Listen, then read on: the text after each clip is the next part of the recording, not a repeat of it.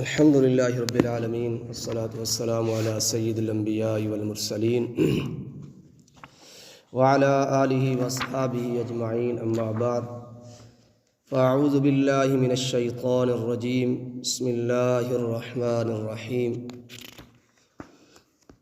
وَنَضَعُ الْمَوَازِينَ الْقِسْطَ لِيَوْمِ الْقِيَامَةِ فَلَا تُظْلَمُ نَفْسٌ شَيْئًا وَإِنْ كَانَ مِثْقَالَ حَبَّةٍ مِّنْ خَرْدَلٍ أَتَيْنَا بِهَا وَكَفَىٰ بِنَا حَاسِبِينَ۔ اور ہم رکھیں گے ترازو انصاف کی لیوم القیامہ، قیامت کے دن، فَلَا تُظْلَمُ نَفْسٌ شَيْئًا، پھر نہ ظلم کیا جائے گا کسی جان پر کچھ بھی۔ وَإِنْ كَانَ مِثْقَالَ حَبَّةٍ مِّنْ خَرْدَلٍ أَتَيْنَا بِهَا، اگر ہوگا کوئی بھی عمل برابر رائی کے دانے کے، أَتَيْنَا بِهَا، تو ہم اسے لے آئیں گے، وَكَفَىٰ بِنَا حَاسِبِينَ، اور ہم کافی ہیں حساب لینے والے۔ سورۃ الانبیاء کی آیت تلاوت کی ہے۔ اللہ تبارک و تعالی میزان کے حوالے سے، ترازو کے حوالے سے اور اعمال کے تولنے کے حوالے سے اس آیت میں ذکر فرما رہے ہیں۔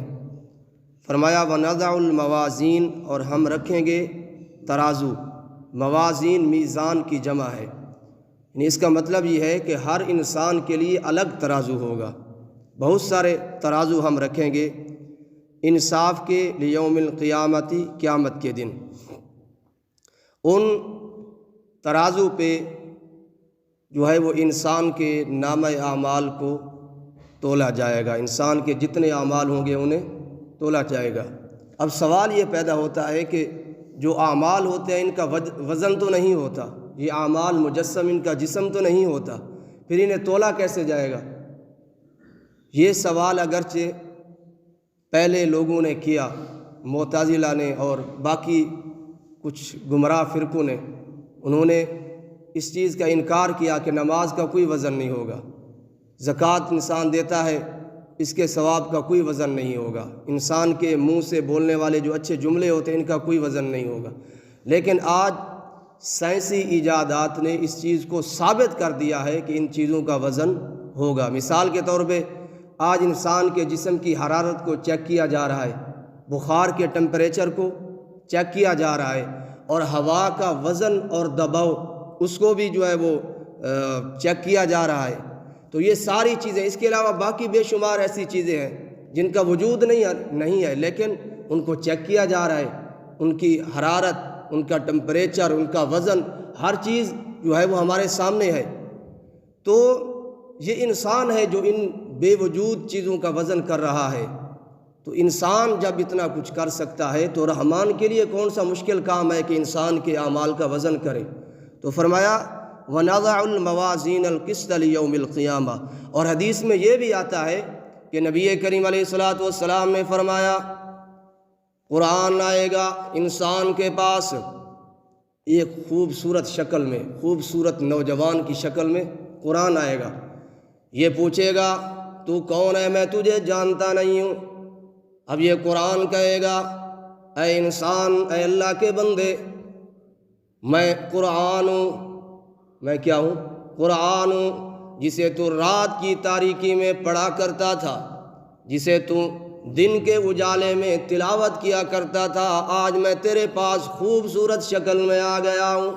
تو قرآن کو اللہ تعالیٰ کیا دے گا؟ شکل دے دے گا۔ اسی طرح حدیث میں یہ بھی آتا ہے کہ مومن آدمی جب قبر میں جائے گا تو قبر میں اس کے جو نیک اعمال ہوں گے وہ ایک صالح، خوبصورت، معطر اور خوبصورت شکل والے انسان کی شکل میں آئیں گے، اور جو انسان گناہ کرتا رہا ہوگا اس کے گناہ بدصورت انسان کی شکل میں، ڈراؤنے انسان کی شکل میں آئیں گے۔ تو اللہ تبارک و تعالی بعض اعمال کو انسانی وجود بھی دے دے گا۔ تو فرمایا وَنَضَعُ الْمَوَازِينَ الْقِسْطَ لِيَوْمِ الْقِيَامَةِ، ہم رکھیں گے ترازو انصاف کے قیامت کے دن، فَمَن يَعْمَلْ مِثْقَالَ ذَرَّةٍ خَيْرًا يَرَهُ، جس نے دنیا کے اندر جس نے دنیا کے اندر ذرہ برابر نیکی کی ہوگی اسے بھی دیکھ لے گا۔ ذرہ کس کو کہتے ہیں؟ ذرۃ، قرآن نے کون سا لفظ استعمال کیا ہے؟ ذرۃ۔ ذرہ کس کو کہتے ہیں؟ کہ انسان اپنا ہاتھ یوں زمین پہ مارے، ایسے زمین پہ مارنے کے بعد، مٹی پہ مارنے کے بعد جو انسان کے ہاتھ کے اوپر گرد و غبار لگی ہوتی ہے اسے ذرہ کہتے ہیں۔ اور بعض اہل لغت نے یہ لکھا ہے کہ جب سورج کی شعاعیں انسان کے کمرے میں آ رہی ہوں کسی سوراخ کے ذریعے سے، اگر ہم ان شعاؤں کو دیکھیں تو چھوٹی چھوٹی چیزیں نظر آتی ہیں۔ یہ چھوٹے چھوٹے ذرات انہیں مثقال ذرہ کہتے ہیں۔ اللہ کریم نے فرمایا جس نے دنیا کے اندر ایک ذرے کے برابر نیکی کی ہوگی یارا وہ اسے بھی دیکھ لے گا۔ وَمَن يَعْمَلْ مِثْقَالَ ذَرَّةٍ شَرًّا يَرَهُ، جس نے ایک ذرے برابر برائی کی ہوگی، گناہ کیا ہوگا یارا وہ اسے بھی دیکھ لے گا۔ لیکن یہ وزن کن لوگوں کا ہوگا؟ مسلمانوں کا ہوگا، نافرمانوں کا ہوگا، جنہوں نے گناہ کیے ہوں گے۔ ہیں مسلمان، ان کے اعمال کو تولا جا رہا ہے۔ جو کافر ہوں گے کافروں کے اعمال کا وزن ہی نہیں ہوگا۔ اللہ تبارک و تعالیٰ کا قرآن اعلان کرتا ہے، سورۃ الکہف کی آخری آیات ہے، فرمایا اولئک الذین کفروا بآیات ربہم، وہ لوگ جنہوں نے کفر کیا، انکار کیا اپنے رب کی آیات بینات کا اور اللہ کی ملاقات کا انکار کیا، فحبطت اعمالہم، اللہ فرماتے ہیں ان کے سارے اعمال تباہ و برباد ہو جائیں گے۔ قرآن کریم کے اور مقام پہ اللہ فرماتے ہیں ان کے اعمال کا بدلہ اللہ فرماتے ہیں ہم انہیں دنیا کے اندر دے دیتے ہیں، آخرت کے اندر فَلَا نُقِيمُ لَهُمْ يَوْمَ الْقِيَامَةِ وَزْنًا، ہم ان کے لیے ترازو قائم نہیں کریں گے۔ تو کافروں کے لیے ترازو بھی قائم نہیں کیا جائے گا۔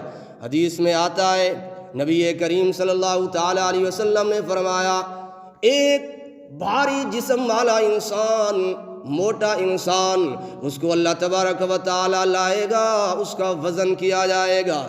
جب اس کا وزن کریں گے فرشتے، جب اس کو تولا جائے گا تو اس کا وزن مچھر کے پر کے برابر بھی نہیں ہوگا۔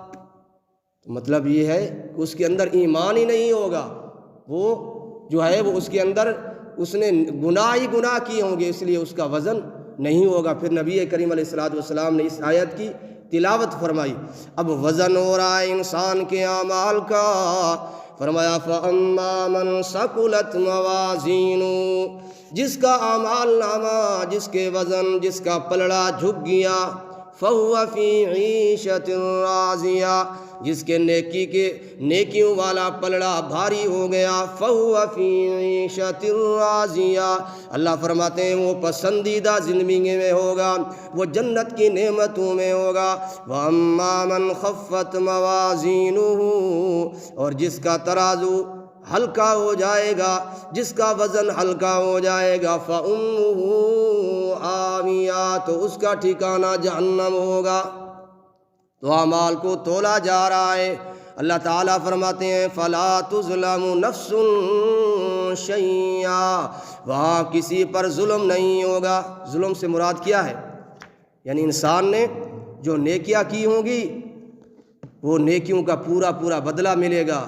جس انسان نے گناہ کیے ہوں گے تو اللہ تبارک و تعالیٰ اس پر بھی ظلم نہیں کریں گے، یہ نہیں ہوگا کہ اس کے گناہوں میں اضافہ کیا جائے گا۔ فرمایا پورا انصاف ہوگا، پورا عدل ہوگا۔ وَإِن كَانَ مِثْقَالَ حَبَّةٍ مِّنْ خَرْدَلٍ أَتَيْنَا بِهَا، دنیا کے اندر جس نے رائی کے دانے کے برابر بھی نیکی کی ہوگی، اللہ فرماتے ہیں أَتَيْنَا بِهَا، ہم اسے بھی لے آئیں گے، اسے بھی اس کے نامہ اعمال میں، اس کے ترازو میں رکھ دیں گے، اسے بھی اس کے جناب پلڑے میں رکھ دیا جائے گا۔ وَكَفَى بِنَا حَاسِبِينَ، اللہ فرماتے ہیں ہم پورا پورا حساب لیں گے۔ یہ نہیں ہے کہ انسان یہاں جرم کرتا رہا، اللہ کی بغاوت کرتا رہا، اللہ کی نافرمانی کرتا رہا، وہاں اللہ کی عدالت سے بچ جائے گا۔ نہیں نہیں، وَكَفَى بِنَا حَاسِبِينَ، یہ تو دنیا کی عدالتیں ہیں، یہاں تو ایک ظالم انسان کو بھی ریلیف مل جاتا ہے، یہاں تو دنیا کے بڑے بڑے ڈاکو کو بھی ریلیف مل جاتا ہے، یہاں تو قاتل اور زانی کو بھی ریلیف مل جاتا ہے۔ اللہ فرماتے ہیں وَكَفَى بِنَا حَاسِبِينَ، یہ ہماری عدالت لگی ہوگی، یہاں آخری فیصلہ ہوگا، یہاں کسی کو اپیل کرنے کا اختیار بھی حق حاصل نہیں ہوگا۔ دنیا کی عدالت میں مقامی عدالت انسان کے خلاف فیصلہ دے دے، یہ بندہ چلا جاتا ہے ہائی کورٹ کے اندر، ہائی کورٹ بھی اس کے خلاف فیصلہ دے دے، پھر چلا جاتا ہے سپریم کورٹ کے اندر، پھر دنیا کی اور عدالتیں ہیں، عالمی عدالتیں ہیں۔ اللہ فرماتے ہیں وَكَفَى بِنَا حَاسِبِينَ، جب ہم نے کسی کے بارے میں فیصلہ کر دیا تو یہ فیصلہ کرنے کا چیلنج بھی نہیں کر سکے گا۔ دعا ہے کہ اللہ تبارک و تعالی ہم سب کو اس عدالت سے سرخرو فرمائے، اللہ تبارک و تعالی کامیابی عطا فرمائے، آمین۔ وما علیہ الا البلاغ المبین۔